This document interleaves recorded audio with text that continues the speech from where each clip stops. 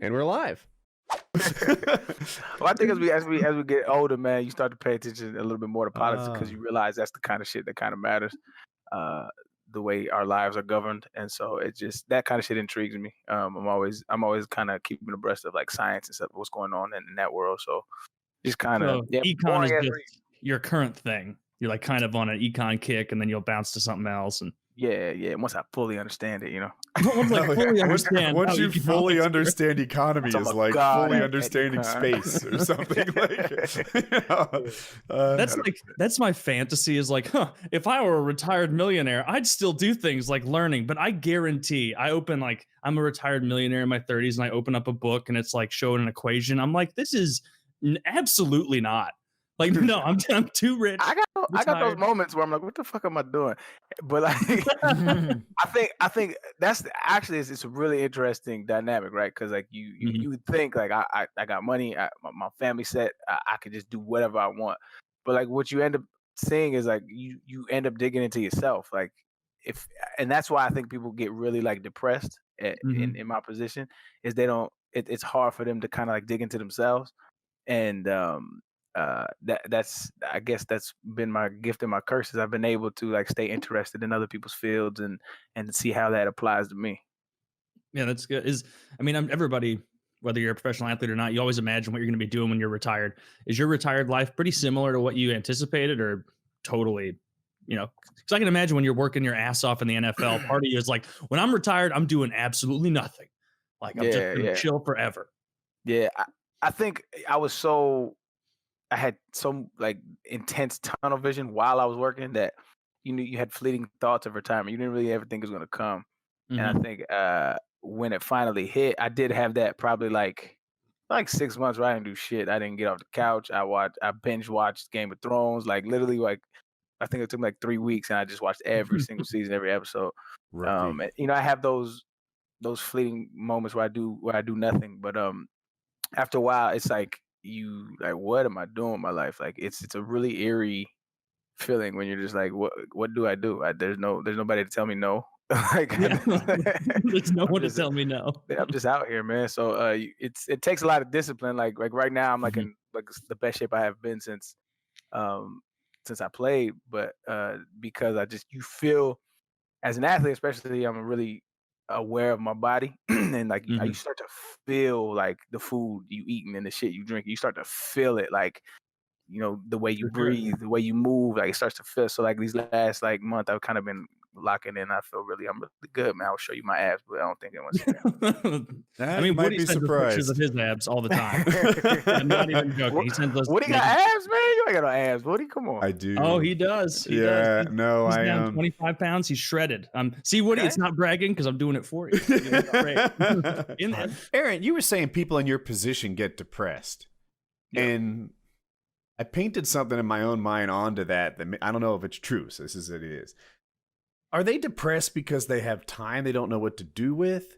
Or is it because life seems to have less meaning without the big lights? I feel like it's parallel to what like a soldier might have. You're in the fire. There's a adrenaline and a peak there that's higher than most people ever peak, like a soldier or a pro athlete. And then you come out of that and you're like, I'm just a dude. Like it used to be, there were so many consequences around all my actions, and now there's none. What's the point? Is that what it is? That down? I think people experience both of those, or maybe one. That they're not like mutually exclusive. So like for me, that wasn't it because I didn't really like the limelight. I wasn't into the fame. Like I actually hated it. Um, I think more than anything, and I'm not a religious person, but I think uh, with people's work, it gives them a sort of purpose. Mhm. And without that, I mean, think like every facet of our society is derived from obtaining a goal, and usually that goal is job oriented. It's to get this, and so I can provide, and it's to reach this peak, Mhm. and then once I reach this, you know what I'm saying. But once you get there, you realize there is no there. You realize that it was all kind of a facade. I think that's a heavy thought to like try to deal with. It's really um uh it's like shattering. Like it shatters Mhm. your world because it's like, oh, damn, what do I do? what, and some people deal with it like, well, what am I worth? A lot of people tie their worth to their work, which is dangerous. Um, it's not just a sports thing. That's just a people thing. A lot of people lose their jobs and get really depressed. Yeah. And I think that you have to have, I mean, it's going to get into class conversation, but you have to have like reverence for yourself outside of your work. Because if you don't, that's what can happen. Your who you are cannot be contingent on what you do. And I think a lot of cats go through that. Is like, damn, I'm pretty sure there's an aspect of people like to be famous. People like the fame. People like that notoriety of like when you walk in and like, hey, that's so and so. And when that kind of starts to fade and people start calling you washed and like it's an ego shot, like it's straight to your ego. And that's why I always, and I guess just the luck of the draw. I always kind of disassociated myself from playing football. I hated being known as a football player because like, yo, that's not who I am. And when I was finished with it, all that rhetoric came at me, and luckily it didn't bother me because I was like, "You're right, 100%." They're like, "Yo, you're washed." I'm like, yo, "Hopefully, you can be washed one day because it's amazing." Yeah. But most, but I want to say most, but a lot of people in that position can't, and so what they end up doing is they try to scratch that itch through other things. And some people it's vices, some people it's alcohol, drugs, or a lot of cats like to stay around the game. They go into coaching or they go into like broadcasting and stuff like that. Yeah, but it's a real thing that needs to be addressed, and it's probably not addressed enough by like the NFLPA and the NFL in general. You 0% of you wanted to stay involved as like a coach or No. on that side, right? Hell no. I got offered jobs. Do you ever do any want to do any broadcasting? No, Like the draft day stuff? Yeah, no, they've asked me they before. Like they don't ask me anymore, but they asked me like to be like an analyst and stuff. Like I'm just not interested. Like I don't think I care enough. I'd kill it, but like Yeah. I just don't think I care enough about the game. Like one of the main reasons I retired was I was sitting on the sidelines. We was playing the Cleveland Browns, and I was looking up in the stands, and I was like, "Yo, I don't give a fuck who wins this game. Like I couldn't care less who wins this game." And that's when I knew that moment. I was like, "Yo, it's time to get out." That part. It's time to get out. Fuck who wins this game. I just didn't care. And so like what I look like afterwards, sitting here talking about, man, if they rush the ball more than I don't care. And so like if if I'm not into it, like I don't need to be there. Just not for my sake, but just like for everybody around. People who really care about that shit, people who want that position, and I'm just up there for a check. Like it wouldn't be. I'm sure you never said anything out loud like that, but is that a more common thought among professional athletes, at least in your experience, than like a viewer like us might think? Because I'm sure there are a lot of them who are like, who fucking cares about my stat line? This is a job. I think so. I think as as men with testosterone, like a lot of times that gets the better of you, and you like, nah, he ain't gonna get the best of me. Like that kind of comes into play. But I think the overall consensus is the majority of cats who got their money and they play for the love of the game. But at the end of the day, like they out there to feed their family. That's what they do. That's what they wake up every day. And then some people go to cubicles. Like we ran between lines. That was it for me. And like you care to a certain extent because like my my salary and my brother's salary next to me, it's kind of like we play off of each other. Like if he does better, I do better, and like we out here sweating and bleeding with each other, and there's a camaraderie that comes with it, and so that aspect absolutely is a variable. But for the most part, personally, I was just like, once you realize you don't really have like this is one of my best games of my life was when we played Washington Redskins 2014, and if you look at the stat line, I think I had like 103 yards, right? It's a blip on the radar of like my big stat games, or like if you're a fan of me in Houston and what I did there, you're like that game. Why?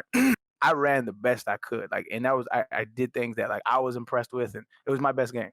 But it wasn't completely up to me. Like I didn't have control over how good I did. Like there's so many other people involved. Not only that, the front office, they hire who they want to hire. They put on a team who they want to put on a team. And so you don't have any control, any say so over what's actually going on. So you just control this little space in this big game. And once that kind of sinks in, you're like, you got to disassociate yourself with the outcome of the game. Because like, I don't have that much. Basketball's a little different because like, if I'm LeBron James, I could literally carry a team to the championship, right? It's a superstar-driven sport. Yeah, it's a little different. But like, if you're a running back, if your 5 guys up front ain't blocking, you having a bad game. It just is what it is. Do you think your retirement went better because you retired raising, like on purpose, right? A lot of people leave the NFL because they got cut. And that's emotionally tougher, right? When you've been deemed not good enough. There was no ego shot to me when it was like, I'm leaving because I want to. It's like I took control of my fate and my destiny. Not everybody has that luxury because it is a luxury. A lot of cats fight and scratch and try to stay in the league or try to hang on and stuff like that. But I knew when it was time. I was like, my dad told me when I was young. He was like, I was like, how I know? This was like a high school, I'm having this conversation. But like, I was like, how do I know when I'm ready to walk away? He's like, you'll know. You'll just know. And the moment it hit me, I was like, I'm done. I don't have anything. As soon as it hit you, sitting there against the Browns going, I just don't care. Yeah. It was a really freeing feeling though, man. I mean, and I remember I went to the coach, it was mid-season. I retired mid-season. And he was like, are you sure? And I'm like, I'm positive, man. He's like, take a couple of days, think about it, come back. And if you still feel the same, it's all good. So I took those couple of days. I was in Miami at the time. So there was like this little like waterway, like that's like a big boating city. So they have this little waterway. And I took like a whole bunch of cruises up there and I was sitting there having some drinks and I was like, oh yeah. Definitely. So I sampled not working and I found it way better than working. Who'd have thunk? Man, nobody's gonna tackle me. I can eat what I want. This doesn't hurt at all. What are these umbrella drinks called? That's another thing that's real big. Like my brother, right? Because he was my personal trainer, right? And so the other day, he's like I said, I started getting back into workout, and so he's working me out. And he puts down this little foam pad and a little roller, and usually you warm up before you work out. He puts it down. He's like, okay, warm up a little bit. I'm like, no. And he's like, what? I'm like, no. Just what do I got? And he's like, oh, he said warm up, bro. I'm like, no, I'm not. For what? If something pops, it goes, it goes. I don't care. Nothing. Nobody's. No. What do I got? And he's like, all right, man. And so I don't warm up anymore. I can just. So freeing. No, I will not. This is the hill I will die on. Yeah.